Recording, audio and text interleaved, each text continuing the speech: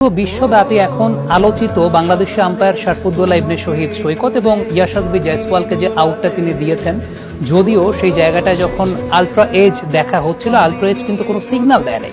তারপরও সেই ultra age বা প্রযুক্তিকে একেবারে বুড়ো আঙ্গুল দেখে শরফুদ্দৌলা ইবনে শহীদ সৈকত তিনি আউটের সিদ্ধান্ত দিয়েছেন এবং এই সিদ্ধান্তটা অত্যন্ত সাহসী একটা সিদ্ধান্ত একদিক দিয়ে ছিল। আরেক দিক থেকে তিনি যে এখন কোন মাপের আম্পায়ার, অর্থাৎ তার গার্ডসটা যে কোন লেভেলের বা এই সাহসিকতা দেখানোর ওই লাক্সারিটা তিনি রাখেন, সেটাও কিন্তু অনেক বেশি মাত্রায় প্রমাণিত হয়েছে।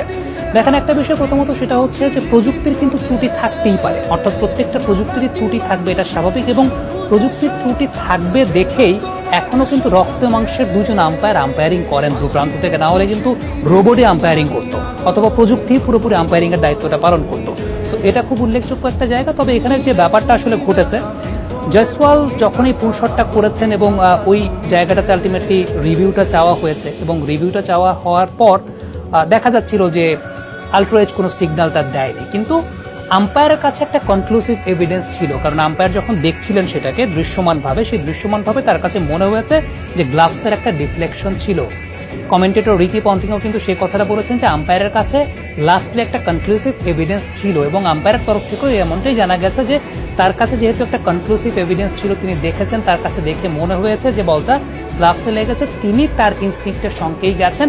এবং এটা কিন্তু সবচেয়ে উল্লেখযোগ্য ব্যাপারটা হচ্ছে যে প্রযুক্তির যে কোনো ত্রুটি থাকতে পারে। এখন আপনি কোয়েশ্চেন করতে পারেন যে আলট্রা এজটা কিভাবে কাজ করে। আলট্রা এজটা খুব বেসিক সায়েন্সটা আমি বলে দিচ্ছি, সেটা হচ্ছে দুইটা ভাবে কাজ করে। একটা হচ্ছে ক্যামেরার মাধ্যমে দৃশ্যমান, আর একটা হচ্ছে স্টাম্প মাইক্রোফোনে যে মাইক্রোফোনটা রয়েছে, সেই মাইক্রোফোনের মাধ্যমে সাউন্ডটাকে ডিটেক্ট করে। ওই যে ক্যামেরাটা আছে সামনে, সেই ক্যামেরাটা যেটা করে সেটা হচ্ছে বলের প্যাথওয়েটা জেনারেট করে বা প্যাথওয়েটা দেখে, এবং সেই সঙ্গে যে স্টাম্প মাইক্রোফোনটা আছে, ওই মাইক্রোফোনটা যে কাজটা করে সেটা হচ্ছে ওই সাউন্ডটাকে ক্যাপচার করার চেষ্টা করে। সো বলটা যখন ব্যাটের কাছাকাছি আসছে, ওই সময়টাতে, যেটা ভিডিও থেকে দেখা যাচ্ছে, ওই সময়টাতে মাইক্রোফোনের যে সাউন্ডটা রয়েছে সেই মাইক্রোফোনের সাউন্ডটা ক্যাপচার করে। এখন এই জায়গাটায় প্রযুক্তির কখনো কখনো ত্রুটি থাকতেই পারে এবং সেটা যে কোনো প্রযুক্তিরই ত্রুটি থাকবে। আপনারা যারা সায়েন্সের স্টুডেন্ট আছেন, আমি যদি শুধুমাত্র প্রযুক্তি না, বিজ্ঞানেরও ত্রুটি আছে।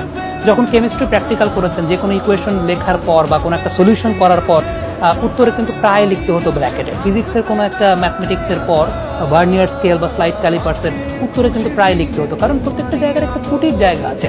তো ওই ত্রুটিটাকে রেকটিফাই করার জন্য এখনো কিন্তু সবকিছুর নাটাইটা ওই মানুষের মধ্যেই দেয়া হয়েছে এবং সেই জায়গাটায় আমার কাছে মনে হয় যে শরফুদ্দৌলা ইবনে শহীদ সৈকত এই মুহূর্তে বিশ্বের অন্যতম সেরা বলার চাইতে, আমার ব্যক্তিগত দৃষ্টিকোণ থেকে আমি তাকে বলবো বিশ্বের এখন সেরা আম্পায়ারই তিনি। এই মুহূর্তে কারেন্ট ফর্ম অনুযায়ী তিনি বিশ্বের সেরা আম্পায়ার এবং ওই গার্ডসটা যে শো করেছেন, এটাই মনে হয় সবচেয়ে উল্লেখযোগ্য ব্যাপার। যে আপনি যেইভাবে এই আউটটা প্রযুক্তি আপনাকে দেখিয়েছে যে না, বেসিকলি অন্য কোনো আম্পায়ার হলে হয়তো বা সেই দিকেই যেতেন, কিন্তু যেহেতু তার কাছে একটা কনক্লুসিভ এভিডেন্স আছে, প্রযুক্তির আগে এই মানুষের চোখের দৃষ্টিতে যেটা দেখা যায় সেটাকেই কিন্তু বিশ্বাসযোগ্য মনে হয় বা সেটাকেই বিশ্বাস করতে চান।